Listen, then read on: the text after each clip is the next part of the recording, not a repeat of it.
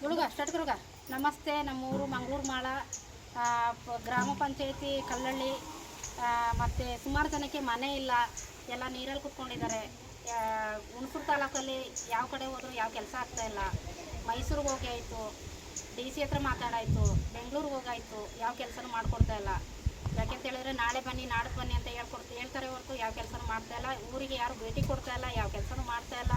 ಅವ್ರವ್ರ ಎಲೆಕ್ಷನ್ಗೆ ಮಾತ್ರ ಬರ್ತಾರೆ, ಅವ್ರವ್ರ ಕೆಲಸ ಮುಗಿದ್ಮೇಲೆ ಯಾರು ತಿರುಗಿ ನೋಡೋದಿಲ್ಲ. ಇವರು ಬಡ ಜನರು ಮಕ್ಕಳೆಲ್ಲ ಕಟ್ಕೊಂಡು ತುಂಬ ಕಷ್ಟಪಡ್ತಿದ್ದಾರೆ. ಇವರಿಗೆ ನಿಮ್ಮ ಆದಷ್ಟು ಸಹಾಯವನ್ನು ಮಾಡಿ. ಯಾಕೆಂದರೆ ಎಲ್ಲರಿಗೂ ಕಳ್ಳಳ್ಳಿ ಪಂಚಾಯತ್ ಇದು ಎಲ್ಲ ಸೆಡ್ಡಲ್ಲಿದ್ದಾರೆ.